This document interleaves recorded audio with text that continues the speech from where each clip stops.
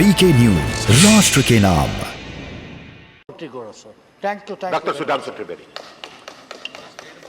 माननीय आज हम सब महंगाई के इस गंभीर विषय पर चर्चा करने के लिए यहां एकत्र हैं। विगत कई दिनों के उग्र वाक युद्ध के बाद आज यह चर्चा हो रही है और चर्चा के दौरान भी हमने देखा कि विपक्ष के कई सदस्यों का बड़ा आक्रोश, आवेग और नयन सुख की कथा, सभी चीजें व्यक्त की गईं। परंतु अभी कुछ देर पूर्व जो एक दृश्य सदन में दिखा था कि जब ऐसा लगा था कि वो नयन को सुख देने वाला नहीं था, कि जब विपक्ष की लगभग सारी सीटें खाली नजर आ रही थीं, परंतु अच्छा हुआ कि विपक्ष ने अपनी जगह पहचान ली और समय रहते हुए आंशिक उसकी भरपाई कर दी। अब मैं यह कहना चाहता हूं, विषय पे आ रहा हूं, विषय सुनने वालों के मन में विषय के प्रति कितना अगाध स्नेह था, ये उनके उस कार्य से दिख रहा था। अब मैं विषय पे आता हूं। विषय बहुत व्यापक है, महंगाई का विषय बहुत व्यापक है, इसलिए इसको गंभीरता से और व्यापकता से समझने की आवश्यकता है। आज यह बताया जा रहा है कि महंगाई बहुत गंभीर स्थिति में है, परंतु मैं अभी याद दिलाना चाहता हूं कि 2019 का लोकसभा चुनाव एकमात्र ऐसा चुनाव था जिसमें महंगाई मुद्दा नहीं था, और 2004 का लोकसभा चुनाव छोड़ दें, अन्यथा हर चुनाव में महंगाई मुद्दा होता था। आज की महंगाई की हम बात करें तो भारत में रेट ऑफ इन्फ्लेशन जो अगस्त के महीने की है वो 7.01% है। अब यदि हमें महंगाई को पूरी तरह समझना है तो थोड़ा इसको व्यापक रूप से समझना होगा। मैं अपने विपक्ष के सदस्यों से कहूंगा कि वो जरा इस बात पर मुलाहिजा फरमाएंगे कि इस समय विश्व में महंगाई की दर में इटली में 7.9% है, जर्मनी में 7.5% है, कनाडा में 8.1% है, यूरोपियन यूनियन में 8.9% है, यूएन में 9 सोर्स के साथ बोलूंगा, बिल्कुल जर्मनी में, यूएस में 9.1%, ब्रिटेन में 9.4%, Why are you wasting your energies? Spain में 10.8%. Sit down. What is the source of your raising the issue? Right. You want to praise? No, it will not go on record. You are wasting time. We have hardly 36 minutes time. Let me complete the sentence, sir. And China में 2.5% है। China में इसलिए कम है क्योंकि उनके consumer price index का जो criteria है, जिसमें उन्होंने फूड और क्लोथिंग को ज्यादा महत्व दे रखा है, and the source is south China morning post, उन्होंने अपनी रिपोर्ट में इस बात को दर्ज किया है। अब आप आइए महंगाई की दर। आज ये कोई मुश्किल बात नहीं है कि पूरे दुनिया के देशों में महंगाई की दर क्या है, जाके चेक कर लीजिए। भारत की महंगाई की दर 7% है। दुनिया में 63 देश ऐसे हैं जहां महंगाई की दर 10% से ऊपर है। इतना ही नहीं है, कुछ देशों में 50%, 100% और कुछ देशों में 200% भी महंगाई की रेट है। इसके बावजूद हमारे देश में 7% महंगाई की रेट है। महंगाई है, मैं इससे इनकार नहीं करता हूं, परंतु अब मैं आपको और भी सोर्स के साथ बताता हूं। समस्या सिर्फ इतनी ही व्यापक नहीं है, इसकी व्यापकता पे ध्यान दीजिए। विश्व की सबसे बड़ी अर्थव्यवस्था अमेरिका, उसमें पहली बार अपना स्ट्रेटेजिक ऑयल रिजर्व खोला in order to curtail inflation, and the source is 23 November 2021 White House की प्रेस रिलीज। कभी बताइए, आपको ज्ञात इतिहास में ध्यान हो, बहुत बड़े बड़े विद्वान ज्ञाता लोग हैं हमारे विपक्ष में, जब उन्हें याद हो कि अमेरिका ने महंगाई को नियंत्रित करने के लिए अपना स्ट्रेटेजिक ऑयल रिजर्व खोला हो, और उस खोलने के बाद कितना अंतर आया है। अमेरिका के एनर्जी डिपार्टमेंट की प्रेस रिलीज 26 जुलाई 2022, वो ये कहती है कि स्ट्रेटेजिक ऑयल रिजर्व खोलने के बाद भी 40 सेंट पर गैलन ही कम हुआ है। यानी समस्या कितनी व्यापक और गहरी है, उसे समझने के लिए यह आवश्यकता। बिल्कुल साहब टू दी पॉइंट बोल रहे हैं। जब आप बात करने का प्रयास करते हैं तो समस्या कितनी व्यापक है उसको समझने का प्रयास करिए। समस्या, सब्जेक्ट है महंगाई, और महंगाई की बात मैं यह भी कह रहा हूं, हमारे विपक्ष के सबसे प्रमुख नेता ने जिस धरती से जाके ज्ञान दिया था, उस धरती पे 9.4% है ब्रिटेन में। ये बताइए, वहां से जाके महंगाई की बात की थी। हम विषय पे बात कर रहे हैं, और इसलिए विषय पे बात कर रहे हैं क्योंकि आपने वहीं से जाकर महंगाई के बारे में सबसे पहले बताया। अब मैं ये भी बताता हूं कि विश्व में महंगाई की समस्या सिर्फ इतनी नहीं है, हम सब ने, जी हम बिल्कुल बता रहे हैं, रिकॉर्ड में नहीं जाएगा। दुनिया में ही, देश में नहीं, दुनिया में भी क्या स्थिति है समझने की जरूरत है। आप हमारे मकान की मजबूती की बात कर रहे हैं तो जलजले पर भी नजर डालिए। और चाइना के अंदर भी मीडिया में यह रिपोर्ट है कि कितने बैंक जिन्होंने अपना डिफॉल्ट कर दिया पेमेंट, उसका तो लोकसभा में वित्त मंत्री महोदया ने विवरण दिया है। ह्यूनान प्रोविंस में यह भी रिपोर्ट है कि बैंकों के बाहर टैंक लगाने पड़े। यानी यह स्थिति है विश्व में चारों तरफ अर्थव्यवस्था की। और समस्या सिर्फ इतनी नहीं है, आज यह कहा जा रहा है कि हम लोग मंदी की तरफ जा रहे हैं। महंगाई से बड़ा विषय सभापति महोदय मंदी का है, और इस पर फिर सोर्स के साथ बोल रहा हूं, ब्लूमबर्ग की पूरी दुनिया के भारत सहित देशों के बारे में मंदी की रिपोर्ट भी उपलब्ध है, जिसके अनुसार इस समय अमेरिका के मंदी में जाने की संभावना है 38%, यूरोपियन यूनियन की है 50%, चीन की है 20%, ऑस्ट्रेलिया की है 20%, और साउथ कोरिया और जापान की है 25%। अरे सुनिए तो, अरे आप पूरी बात, सभापति महोदय देखिए, मैं ये चाहूंगा कि सब लोग शांति से सुने तो बेहतर बात रहती है। सभी के लिए ये मेरा सूचना है। अब मैं आ रहा हूं के बारे में कमेंट मत करिए। अब ब्लूमबर्ग के अनुसार भारत की अर्थव्यवस्था को मंदी में जाने की संभावना है 0%। विषय पे आ रहा हूं, इसलिए मैं कहना चाह रहा हूं, मैं क्यों विषय बता रहा था। अरे हमारी हालत तो वो है कि समुद्र में सुनामी आई हुई है, अगल बगल के जहाज पलटे गिरे जा रहे हैं, हमारा कैप्टन कितनी सावधानी के साथ जहाज को लेकर आगे जा रहा है, और ये कह रहे हैं कि अगल बगल के पलटते जहाजों को मत देखो, हमारे जहाज पे आते हुए हिचकोले को देखो। तो मैं कहना चाहूंगा कि हमारे प्रधानमंत्री मोदी जी तो इस प्रकार की परिस्थितियों के आदी रहे हैं।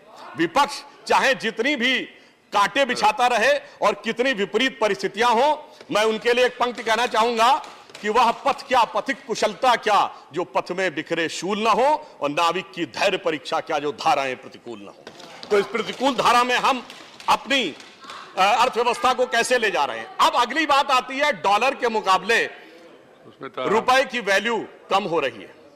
डॉलर के मुकाबले रुपए की वैल्यू क्यों कम हो रही है, और वास्तविकता में रुपए की स्थिति क्या है, यह भी मैं आपको बताना चाहता हूं कि इस समय प्रकाश जी ने इस विषय का थोड़ा सा जिक्र किया कि चाइना की करेंसी के मुकाबले रुपया स्थिर है, येन के मुकाबले रुपया बेहतर हुआ है, स्टर्लिंग पाउंड के मुकाबले स्थिर है, और यूरो के मुकाबले थोड़ा इंप्रूव किया है।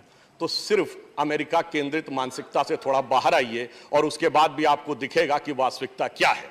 और अमेरिका में भी डॉलर के मुकाबले हमारी रुपए की वैल्यू क्यों कम हो रही है, क्योंकि अमेरिका अपने डॉलर के मूल्य बढ़ा रहा है। मैं फिर कोट कर रहा हूं, 27 जुलाई 2022 सीएनबीसी की रिलीज, वो कहता है Federal Reserve hike the interest rate by 0.7% points for second consecutive term in order to contain inflation. वो अपनी महंगाई को बचाने के लिए लगातार दूसरी बार 0.7% पॉइंट की बढ़ोतरी कर रहे हैं। इस कारण से डॉलर के मूल्य में आपको यह अंतर नजर आ रहा है। इसीलिए येन हो या यूरो हो या स्टर्लिंग हो, वो अंतर नहीं नजर आता है।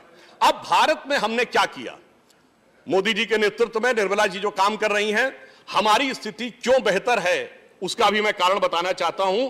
कारण यह है कि हमारे यहां महंगाई और विकास दर दोनों संतुलित इसलिए हैं कि हम विश्व की बड़ी अर्थव्यवस्थाओं में एकमात्र बड़ी अर्थव्यवस्था है जिसका डेट टू जीडीपी रेशियो सबसे कम है। बाकी सभी अर्थव्यवस्थाओं का डेट टू जीडीपी रेशियो 100% से ऊपर। और इतना ही नहीं, महंगाई को नियंत्रित करने के लिए जरूरी था कि हमारे पूरी अर्थव्यवस्था की मजबूत आधार हो, और उस मजबूत आधार के लिए द इकोनॉमिस्ट जिन्होंने कोट करते हुए भारत के बारे में लिखा है कि 5 प्रमुख कारण रहे जिसकी वजह से भारत इस परिस्थिति में भी महंगाई और रिसेशन के दौर में नहीं जा पा रहा है। पहला कारण उन्होंने बताया कि सिंगल मार्केट हमने क्रिएट की, यानी जीएसटी। दूसरा बताया गया कि expansion of industry but with a shift towards renewable energy, और सोलर एनर्जी से लेकर हाइड्रोजन एनर्जी तक के लिए क्या हो रहा है वो हमें सबको पता है। फिर moving from supply chains away from China, क्योंकि आज चीन के अंदर जो हो रहा है उस कारण से तमाम प्रोडक्ट्स की सप्लाई चेन पे प्रभाव पड़ रहा है, दुनिया के अन्य देश प्रभावित हो रहे हैं, परंतु भारत ने उससे अपने को बचाने में सफलता हासिल की है। And the prominent use of IT, जो हमने आईटी का यूज किया है, जनधन मोबाइल, इस कारण से भी काफी हद तक गतिशीलता बनी हुई है। And the high welfare society, इस विपरीत परिस्थितियों में गरीबों को किस प्रकार से जन कल्याणकारी योजनाएं चलानी चाहिए, वो उस कारण से भी हमारी स्थिति अच्छी है। और इसीलिए जो इंटरनेशनल इकोनॉमिक रेजिलियंस की रैंक में हमारी रैंक बढ़ने के बारे में भविष्यवाणी की गई है कि भारत अब हो सकता है कि जर्मनी और कनाडा के बाद सबसे बेहतर इंटरनेशनल इकोनॉमिक रेजिलियंस की दृष्टि से सेकंड रैंक पर पहुंचने की संभावना है। और इस कारण से क्या है, रामसू जी आपका टाइम समाप्त हो रहा है। मुझे तो 15 मिनट बताया गया, नहीं, बताया है हमको 10 मिनट्स इसमें दिया। तो मैं अपने प्लीज अच्छा, अब उसके बाद भी मैं बताना चाहता हूं, मैं 2-3 मिनट और लूंगा। 2-3 मिनट नहीं है, 1 मिनट, 5 मिनट देने में मुझे कोई आपत्ति नहीं, मगर सबका time except BJP and Congress almost सबका समय समाप्त हो चुका है। कुछ पार्टी ने सुबह नाम नहीं दे पाया, वो लोग अभी नाम दे रहे, तो इसको 1-1 मिनट दियो तो भी उसमें में समय लगेगा। हमारे पूर्ववर्ती वक्ता ने समय से पहले समाप्त कर दिया। ऐसे नहीं, मैं तो भैरव साहब है इसे।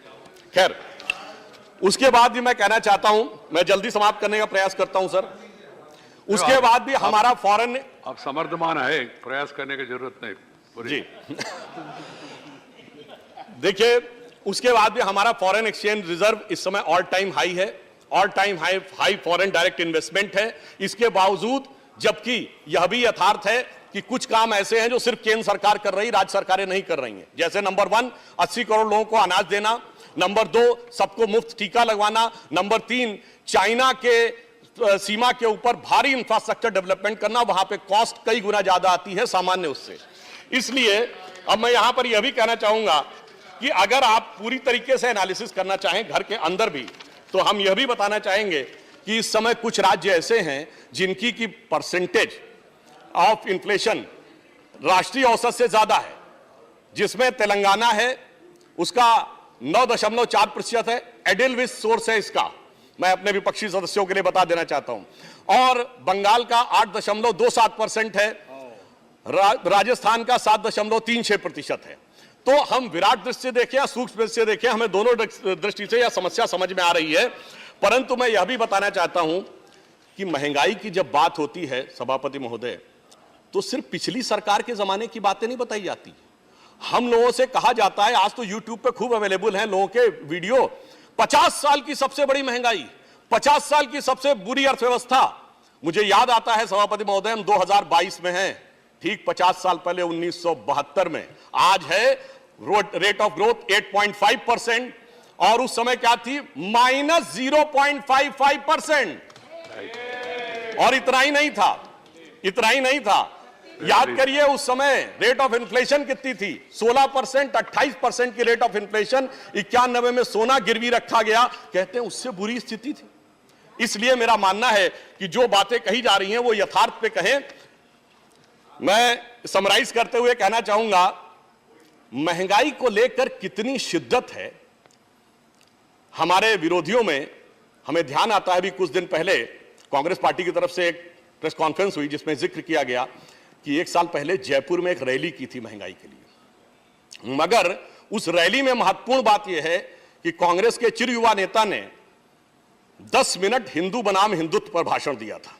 यानी यह दर्शाता है कि दिल में क्या है और वास्तविकता में क्या है। परंतु इससे मुझे एक बात याद आई, मुझे लगा कि उनकी सोच बहुत सही थी, क्योंकि जिस जमाने में I have to call the other person. I'm sorry. Please. बस मैं समाप्त करता हूं, करिए। बस 2 लाइनें समाप्त कर रहा हूं। जिस जमाने में, याद करिए, जब उनकी सरकार थी तो रेट ऑफ ग्रोथ 2% थी, जिसको मजाक बनाया जाता था, हम लोगों का कहा जाता था ये 2% हिंदू ग्रोथ रेट है, और अब 8.5% है, ये हिंदुत्व की ग्रोथ रेट है। इसलिए ये अंतर है, जिनको नहीं समझ में आता था उनसे अब तक। और अंत में मैं सिर्फ ये कहना चाहूंगा कि तुलनात्मक दृष्टि से बहुत सारे आंकड़े थे, उसमें ना जाते हुए, हां, शक्ति सिंह जी ने कहा ईमानदारी से स्वीकार करिए कि महंगाई है। हम कहते हैं हां बिल्कुल है जनाब, मगर इस समय चमन में बाहर का नहीं खिजा का माहौल है। इसके बावजूद हमारे माली ने जिस ढंग से सींचने का प्रयास किया है, और आपने जो किया था, यह पंक्ति कहते हुए समाप्त करता हूं, महंगाई को लेकर जो थोड़ा कष्ट हो रहा है जनता का, उसके प्रति संवेदना व्यक्त करते हुए मैं कह रहा हूं, सुनिए,